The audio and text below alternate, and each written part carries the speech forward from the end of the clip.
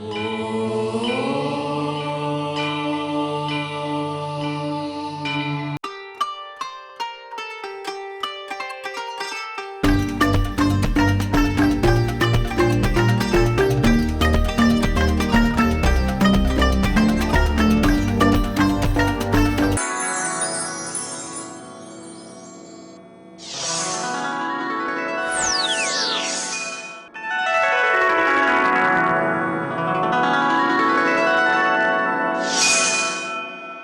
शनिदेव। प्रिय दर्शकों, मैं राजेश जोशी आपका ज्योतिष जागृति केवल सत्य कार्यक्रम में आज फिर से स्वागत करता हूं। प्रिय दर्शकों, जैसा कि आप जानते हैं कि हमारी चर्चा नवमेश को लेकर चल रही है। हमारे त्रिकोणाधिपति जो नवमेश माने जाते हैं, मेरी कोशिश पिछले दिनों रही कि विभिन्न लगन कुंडलियों में नवमेश की जानकारी दूं, और मेरी साथ में कोशिश ये भी रहती है कि अलग अलग भावों में उनके क्या रिजल्ट्स होने वाले हैं और क्या वो रिजल्ट्स आपको दे सकते हैं अपनी दशांतरा में, इसकी विस्तृत जानकारी भी मैं साथ में देता चला जाऊं, ताकि आपको ये समझने में आसानी रहे कि आपका अगर भाग्य भाव का स्वामी है तो इसका मतलब ये नहीं है कि उसका रत्न धारण करना एकमात्र हल होता है आपके लिए। बहुत सारे केसेस में उसके दूसरे लाइन ऑफ ट्रीटमेंट भी अडॉप्ट करने पड़ते हैं या दूसरे उपाय भी उसके करने पड़ते हैं, पाठ पूजन, सिमरन, व्रत, आरती, हवन, यज्ञ आदि, जिससे आप नवमेश से पॉजिटिव रिजल्ट ले सकते हैं। तो कल तक हमने जानकारी दी कर्क लगन की कुंडली में 8वें भाव में अगर बृहस्पति पड़े हों तो वो क्या क्या रिजल्ट्स दे सकते हैं। आज अपनी इसी श्रृंखला को कंटिन्यू करता हुआ आगे बात करते हैं बृहस्पति देवता नवम भाव से हमें क्या रिजल्ट देते हैं। पर उससे पहले प्रिय दर्शकों को बता दूं, अगर आप ये एपिसोड आज 14/4/2013 को देख रहे हैं तो आज के दिन चौथा नवरात्रा चल रहा है। ये नवरात्रों के मुहूर्त बहुत ज़्यादा शुभ माने जाते हैं। आप में से किसी भी जातक की कोई नई चीज़ लेने वाली हो तो नॉर्मल से ज़्यादा शुभ मुहूर्त होने की वजह से अगर नवरात्रों में लिए जाएं तो वो और ज़्यादा शुभ फलकारी होते हैं। नवरात्रों के मुहूर्त के किए हुए पाठ पूजन भी वो ज़्यादा शुभ फलकारी होते हैं। और नवरात्रों में अगर आप अखंड ज्योत जला पाए तो बहुत अच्छा, लेकिन अगर अखंड ज्योत ना जला पाएँ किसी कारणवश तो सुबह और शाम को ज्योत जला करके आरती पूजन अवश्य करें और घर में स्वच्छता रखें। ऐसे हर जो छोटे बड़े सभी के लिए कहूँगा, ये निवेदन करना चाहूँगा कि इन 9 दिनों में स्पेशली अगर ध्यान रखें कि आपस में मनमुटाव ना रखें, आपस में कोई लड़ाई झगड़ा ना करें, गाली गलौच ना करें, ताकि आपका किया हुआ पाठ पूजन आपके शुभता की कैटेगरी को बढ़ा करके आपकी बरकत को बढ़ाने में बहुत ज़्यादा सहायक सिद्ध होता है। तो क्योंकि नवरात्रों के दिन माता के पूजन के माने जाते हैं, ये माता का किया हुआ इन दिनों में पूजन नॉर्मल से ज़्यादा शुभ फलकारी होता है। अगर सह परिवार आप साथ में बैठकर पाठ पूजन करते हैं तो घर की बरकत के लिए बहुत ज़्यादा शुभ फलकारी होता है। तो प्रिय दर्शकों, आइए चौथे नवरात्रे की बधाई देता हुआ अपनी श्रृंखला को आगे बढ़ाता हूँ। बृहस्पति देवता अगर कुंडली के जो भाग्य के स्वामी हैं, नवमेश हैं, वो नवम भाव में ही ओन साइन के पड़े हों, मीन राशि में ओन साइन के पड़े होने से हम जातक की कुंडली देखते ही कह देते हैं कि जातक बहुत भाग्यवान है, जातक का भाग्य सदैव उसका साथ देने वाला है। यहाँ से जितनी दृष्टि लगन पर डाली एक सूझवान पर्सनैलिटी बन के सामने आती है जातक की। यहाँ से जितनी दृष्टि तीसरे भाव पर डाली तो जातक को मेहनती बनाती है, छोटे भाई बहन की सपोर्ट मिलती है, यात्राएं होती हैं तो उसका रिजल्ट उसे पॉजिटिव अवश्य मिलता है। यहाँ से बृहस्पति देव ने जितनी दृष्टि पंचम भाव पर डाली, पुत्र प्राप्ति का योग बनता है, लव रोमांस में कामयाबी मिलती है, अनसर्टेन गेन्स मिलते हैं। पंचम भाव से विल पावर और माइंड मेमोरी पावर को स्ट्रॉन्ग करके बृहस्पति देव पूर्णतः एडवांटेज के रिजल्ट जातक को अवश्य देते हैं। और वैसे भी नवम भाव बृहस्पति का कारक भाव माना जाता है। यहाँ पर पड़े हुए बृहस्पति देवता अगर डिग्री वाइज बलाबल में आ गए तो अपनी दशांतर दशा में बहुत ज़्यादा अच्छा फल जातक को अवश्य देते हैं। दर्शकों, बृहस्पति देव अगर कुंडली के दशम भाव में पड़े हुए, दशम भाव भी बृहस्पति का कारक भाव माना जाता है। कामकाज ज्ञान से जुड़ा हुआ हो सकता है, कामकाज पिता से जुड़ा हुआ हो सकता है, कामकाज बृहस्पति की वजह से टीचिंग से, धर्म से जुड़ा हुआ हो सकता है। यहाँ पर बृहस्पति देवता ने दूसरे भाव पर दृष्टि डाली तो परिवार साथ देने वाला होगा, धन का आगमन कहीं ना कहीं से होता रहेगा और जातक बहुत ज्यादा सूझवान वाणी बोलता है। यहां से बृहस्पति देव ने जितनी दृष्टि चौथे भाव पर डाली तो माता, गाड़ी, भूमि, वाहन, मकान, सारी सुख सुविधाएं लेने में ये बृहस्पति देव पूर्ण जातक को एडवांटेज दिलवाता है। यहां से बृहस्पति देव ने जितनी दृष्टि छठे भाव पर डाली तो रोग, ऋण, कर्जा, दुर्घटना, मुकदमा, कोर्ट केस, लिटिगेशन से फारिग करवा करके जातक को हाउस ऑफ कंपटीशन में जितवा करके जातक को पूर्णतः लाभान्वित अवश्य करता है।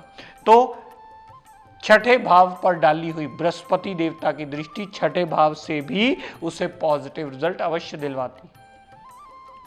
दर्शकों, यही बृहस्पति देव 11वें भाव में पड़े हुए 11वें भाव में पड़े होने से लाभ की कमी कभी नहीं आती। बड़े भाई बहन की पूर्ण सपोर्ट मिलती है। जातक की इच्छा पूर्ति करने में सदैव बृहस्पति देव पूर्ण एडवांटेज देते मिलते हैं। धन का आगमन होता ही रहता है और अगर छोटी मोटी हेल्थ प्रॉब्लम होगी तो वो चली अवश्य जाती है। यहां से बृहस्पति देव ने जितनी दृष्टि तीसरे भाव पर डाली, मेहनत को एक्टिवेट करके मेहनत के पूर्ण रिजल्ट दिलवाता है। छोटी मोटी यात्राएं होती हैं तो वो लाभान्वित होती हैं। छोटे भाई बहन से पूर्ण सपोर्ट मिलती है। जितनी भी भागदौड़ बृहस्पति की दशांतरा में जातक करता है उसके पूर्ण एडवांटेजेस जातक को अवश्य दिलवाते हैं। यहां से बृहस्पति देव ने जितनी दृष्टि पंचम भाव पर डाली, पुत्र प्राप्ति का योग बनाना, माइंड और विल पावर को स्ट्रेंथ देना, लव रोमांस में कामयाबी देना, अनसर्टेन गेन्स देना, जातक धार्मिक प्रवृत्ति का होना, जातक की सूझवान पर्सनैलिटी होना, हायर एजुकेशन का योग होना, ये सारी चीजें पंचम भाव के जो पॉजिटिव रिजल्ट्स होते हैं वो जातक को अवश्य दिलवाते हैं बृहस्पति देवता। यहां से बृहस्पति देवता ने जितनी दृष्टि सप्तम भाव पर डाली, सप्तम भाव पर डाली हुई दृष्टि सप्तम भाव संबंधी पूर्ण एडवांटेज के रिजल्ट देती है। सप्तम भाव पर डाली हुई दृष्टि पार्टनरशिप में लाभ देती है, दाम्पत्य सुख के लिए अच्छा करती है, डेली वेजेस के लिए भी नित्य नवा रास्ता खोल के सप्तम भाव संबंधी पूर्ण एडवांटेज के रिजल्ट ही जातक को दिलवाती है। दर्शकों, अगर यही बृहस्पति देव कुंडली के 12वें भाव में पड़े हुए 12वें भाव में अगर वो विपरीत राजयोग की स्थिति में ना आए तो यहां पर 12वें भाव में पड़े हुए बृहस्पति देवता अपनी दशा अंतरदशा में मृत्यु तुल्य कष्ट देते हैं जातक को। यही योग कारक कहे जाने वाला ग्रह, यही कुंडली का भागेश कहे जाने वाला ग्रह सबसे ज्यादा कष्टकारी स्थिति में आ जाता है। यही बृहस्पति देवता की दशा अंतरदशा फजूल के खर्च होना, विदेश सेटलमेंट होना, विदेश सेटलमेंट होकर जॉब करना, अस्पताल के खर्चे एक्टिवेट होना, जेल यात्रा तक करवाना, मेंटली जातक को डिस्टर्ब करना, पिता से ना बनना, धर्म को जल्दी ना मानने वाला होना।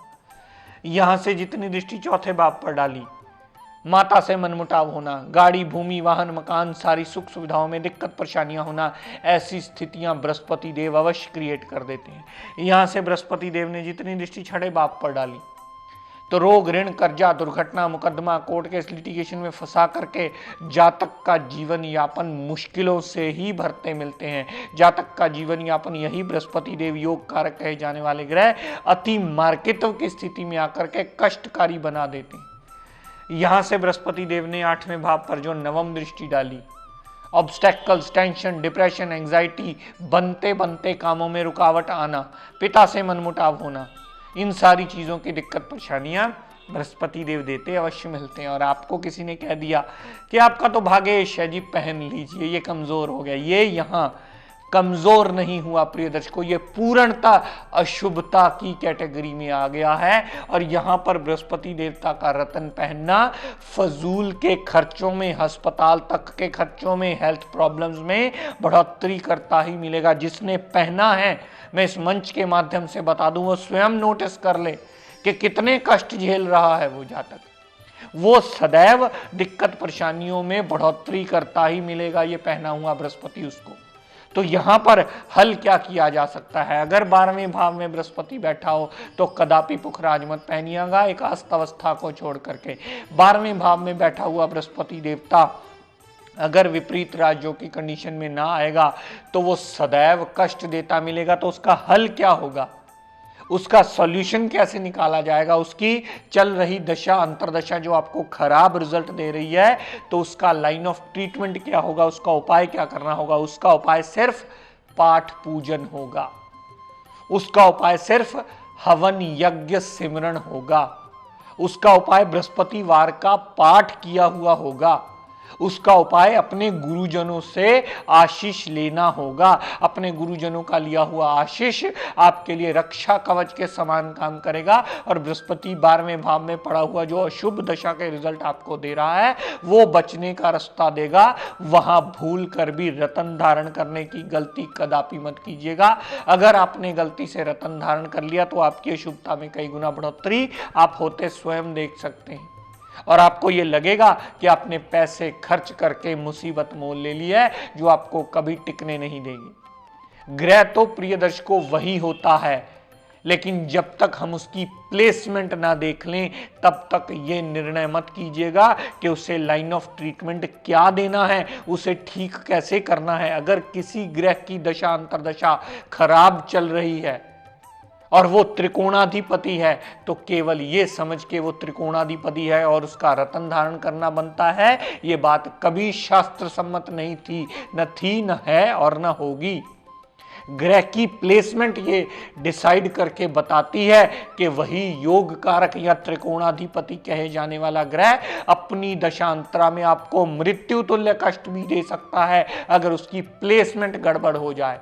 आप स्वयं अपनी कुंडली उठा करके देख सकते हैं और अगर पहली दूसरी बार ये बात आपको ना समझ में आए तो अपने आसपास किसी विद्वान की मदद लीजिए और ये जानिए और देखिए कि आपका कौन सा ग्रह कहां कैसे रिजल्ट देने वाला है, ताकि आप इस वहमों से निकल पाएं। क्योंकि बहुत सारे लोग आपका जैसे काल सर्प के वहम से निकले हैं, पितृदोषों के वहम से निकले हैं, इस वहम से भी अवश्य निकल पाएंगे कि ग्रह की प्लेसमेंट देखे बिना कभी इस बात का निर्णय मत कीजिएगा कि मेरी ये लगन कुंडली है, ये मेरा भाग्येश है तो मुझे ये पहनना है, ये लगन कुंडली है, ये भाग्येश है तो ये पहनना है। ये बात शास्त्र सम्मत ही नहीं है। ग्रह की प्लेसमेंट देखे बिना इसका अगर आप निर्णय करते हैं तो ये विवेचन में सबसे बड़ी गलती होती है जिसके रिजल्ट आपको टोटली नेगेटिव ही भुगतने पड़ेंगे। और आजकल जैसे मैं पहले भी आपको बताता आया हूं प्रिय दर्शकों, बहुत शुभ माता के नवरात्रे चल रहे हैं, इनका इस्तेमाल कीजिए, इसे यूटिलाइज कीजिए। इस पावन मुहूर्त को अपने अच्छे के लिए, अपने बिगड़े हुए कामों को बनाने के लिए इन मुहूर्तों का इस्तेमाल पाठ पूजन करके कीजिए, अपनी सात्विकता रख करके कीजिए। ये चल रहे नवरात्रे नॉर्मल से कई गुना ज़्यादा शुभ फलकारी होते हैं। नॉर्मल दिनों में आप जोत जलाएं न जलाएं, कोई व्यस्तता के कारण, कोई और दिक्कत परेशानी के कारण, लेकिन अगर नवरात्रों में आप ये 9 दिन जलाने की आदत डालेंगे तो बहुत ज़्यादा शुभ फलकारी होगा। और डेली कम से कम संध्या को सब परिवार इकट्ठा होकर के एक बार लक्ष्मी माता की आरती अवश्य करें, उनके आगे नमन करें, प्रार्थना करें कि वो आपके घर में स्थायी रूप से रहें और आपकी घर की बरकत को बढ़ोतरी करने में बहुत बड़ा मेजर रोल प्ले ये आरती पूजन की आपका अवश्य करेगा। प्रिय दर्शकों, मुहूर्तों का हमारे ग्रंथों में बहुत बड़ा महत्व होता है। अगर सही मुहूर्त को सही काम कर लिया जाए तो बहुत सारी मुश्किलों से कम बचने का रास्ता वो अवश्य मिलता है। मैं ये नहीं कहता कि अगर आप ये 9 दिन पाठ कर लेंगे तो कल को 10वें दिन तो आप राजा ही बन जाएंगे, ऐसा नहीं होने वाला। लेकिन ये शास्त्र सम्मत बात है कि अगर सही मुहूर्त को सही ढंग से यूटिलाइज कर लिया जाए तो वो शुभ फलकारी होता है। जैसे मान लीजिए दिवाली लक्ष्मी माता का दिन माना जाता है, लक्ष्मी माता की रात्रि मानी जाती है। अगर सब जने दिवाली को पूजन करें तो हर अगले साल वो अंबानी बन जाएंगे, ऐसा नहीं होता है।